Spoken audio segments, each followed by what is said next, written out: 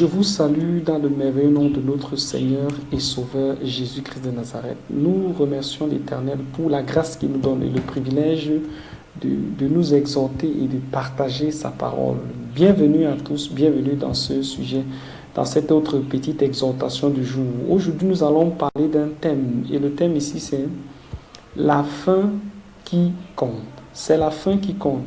Pourquoi est-ce que nous disons c'est la fin qui compte? Parce que c'est simple. Le plus important pour toi, bien-aimé, pour moi, c'est la vie éternelle. C'est tout ce qui compte. Le reste là, c'est rien. Le plus important, c'est la vie éternelle. Nous allons donc aller dans la parole de Dieu et voir ce que la Bible dit. Pour cela, nous allons lire dans la parole 1, dans Ézéchiel chapitre 18, nous allons lire des versets 21 à 24. Nous lisons la version Osterval 1996. Je lis au nom du Seigneur Jésus. La Bible dit: si le méchant se détourne de tous les péchés qu'il a commis, s'il garde tous mes statuts et s'il agit selon la droiture et la justice, certainement il vivra. Il ne mourra point.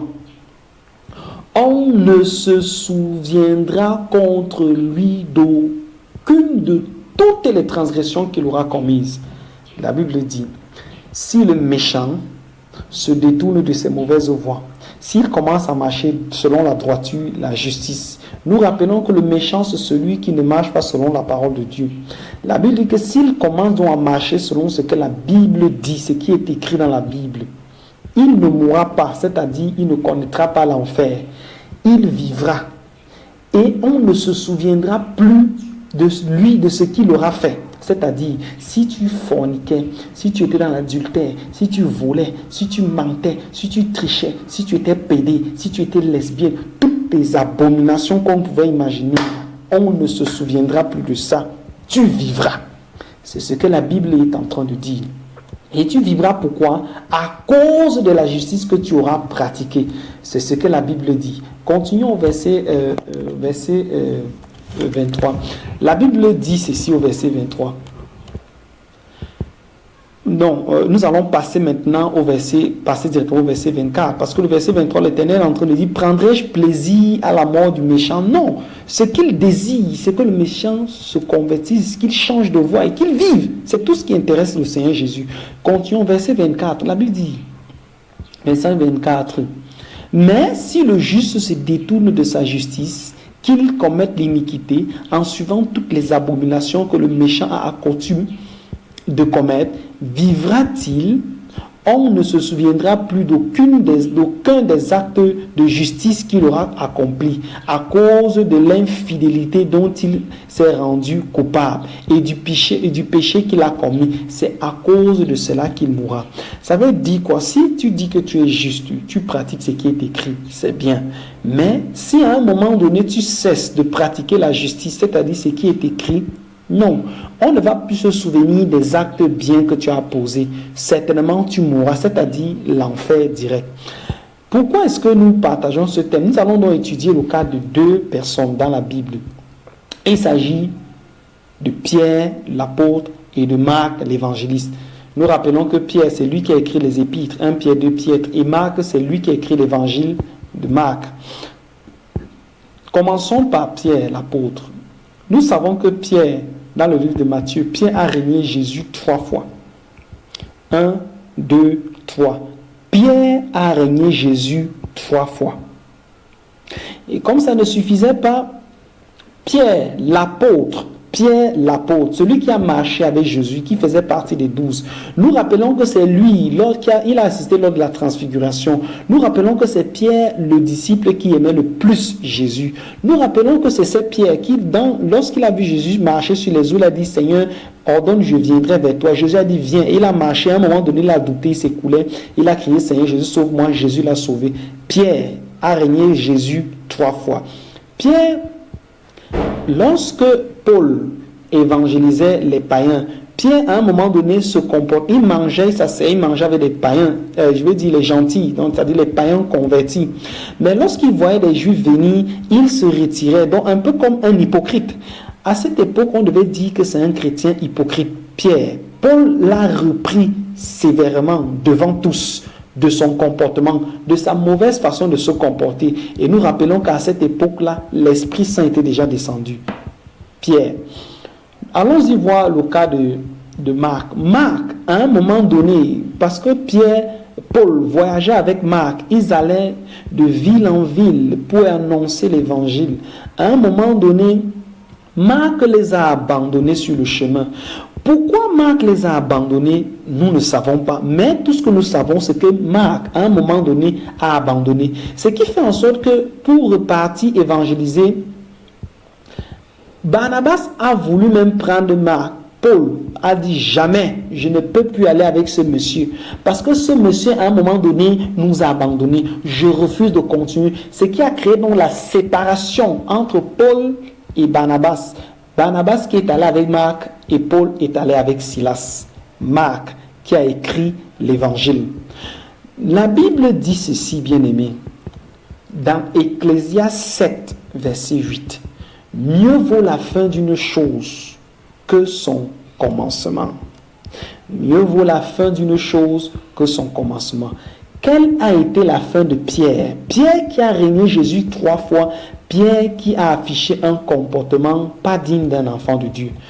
Pierre, nous savons que Pierre, à un moment donné, a été tellement zélé pour le Seigneur qu'il a même dit qu'il n'est pas digne de mourir comme Seigneur parce qu'on l'a crucifié. D'après l'historique, Pierre est mort crucifié, la tête en l'envers.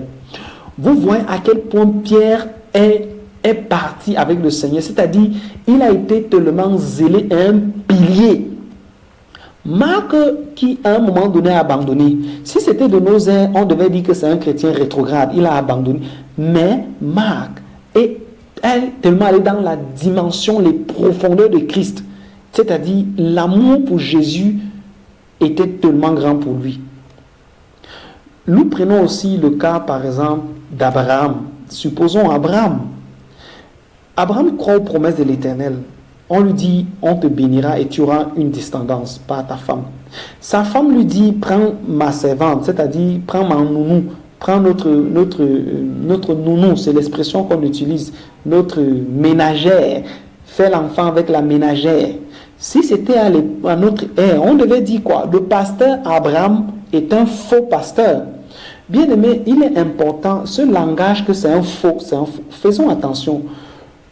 Tu peux dire, l'acte que tu as posé est moche, l'acte est mauvais, mais attention, cet Abraham qui a commis cet enfant-là, on pouvait dire de lui qu'il est faux.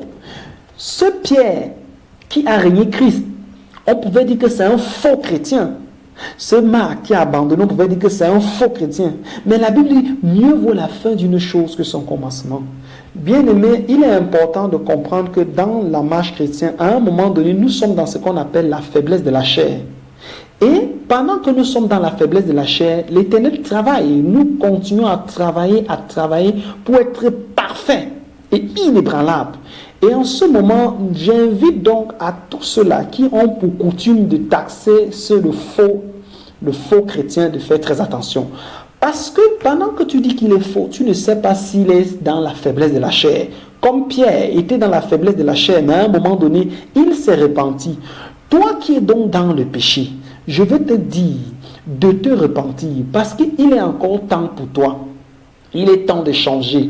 Peut-être tu es dans la maison de l'Éternel, tu aimes le Seigneur, mais tu n'arrives pas à te débarrasser de ce péché. Je veux t'encourager à continuer à travailler pour te débarrasser de ce péché. Parce qu'il n'est pas encore tard. Tout est possible à celui qui croit. Je t'invite donc à toi qui es tombé et qui est encore à terre à cause de la culpabilité de ton péché. Relève-toi. Peut-être c'est la faiblesse de la chair. Lève-toi et prie, repens-toi, continue ta marche chrétienne. Parce que la Bible dit, lorsque tu t'auras détourné complètement de tes mauvaises voies, on ne va plus se souvenir que tu étais un pédé. On ne va plus se souvenir que tu étais lesbienne. On ne va plus se souvenir que tu étais un idolâtre. On ne se souviendra plus qu'à un moment donné de ta vie, tu étais un fornicateur. On ne se souviendra plus du vol et du mensonge. Pourquoi? Parce que tu auras compris et prendre la décision véritablement de changer et de te détourner. Je t'invite donc maintenant, mon bien-aimé, à te détourner de ta mauvaise façon de marcher. Parce qu'il y a de l'espérance. Il y a encore de l'espérance. Tant que tu es en vie, il y a de l'espérance. Nous ne savons pas si c'est la faiblesse de la chair, mais lève-toi. Ne permets surtout pas à l'ennemi de te maintenir dans cette situation. Paul a régné, Pierre a régné Christ, mais à un moment donné, il a été fortifié. Marc a abandonné Paul, mais il a été fortifié. Paul même a persécuté. Je vais donc t'encourager, bien-aimé, et à comprendre que Jésus-Christ t'aime. Il t'aime tellement et son amour pour toi et pour moi est plus grand que le monde. Ce n'est pas le moment de t'asseoir sur tes lauriers du péché. Ce n'est pas le moment de culpabiliser. Ce n'est pas le moment de dire je ne peux plus. J'ai tant combattu. J'ai tant essayé de me débarrasser du vol. J'ai tellement essayé de me débarrasser de l'esprit de l'alcoolisme. J'ai tellement fait pour me débarrasser. Mais je ne comprends pas pourquoi je retourne toujours dans ce péché. Il est important, bien-aimé. Continue à te battre. Je vais t'encourager à te battre. Je vais t'encourager à continuer à renoncer. Renonce et prie, fais les efforts à renoncer à ce péché. Parce que Jésus ne t'a pas abandonné. Il voit tes efforts. Continue à faire des efforts et prends la véritable décision de te lever comme un homme et marche. Marche parce que les promesses que Jésus t'accorde, c'est les promesses de la vie éternelle. Vaut mieux la fin d'une chose que son commencement. Vaut mieux partir en boitant et arriver en étant droit. Vaut mieux partir en étant un menteur, arriver étant quelqu'un qui ne dit que la vérité. Je veux donc t'encourager à renoncer au mensonge. C'est ce que Jésus dit. Jésus dit qu'il ne prend pas plaisir à ce que le méchant meure de sa méchanceté, mais qu'il se détourne de cette méchanceté et qu'il pratique ce qui est droit afin de vivre. L'enlèvement, c'est pour bientôt, mon bien-aimé.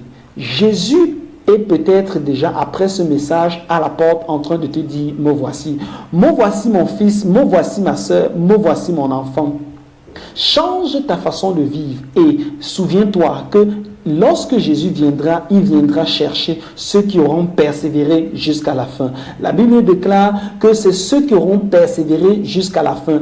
Persévère dans la justice, persévère, accepte de souffrir, mais que pour la gloire du Seigneur Jésus-Christ. Nous remercions l'Éternel qui a mis dans notre cœur ce thème et nous encourageons tous ceux et celles qui traînent encore les pas de se lever parce que tant que nous vivrons, tout est possible. Le changement est possible. Le salut est possible à qui croit. Crois et tu verras la gloire de l'Éternel. Sois béni en ce merveilleux nom de notre Seigneur Jésus. Amen, amen, amen, amen.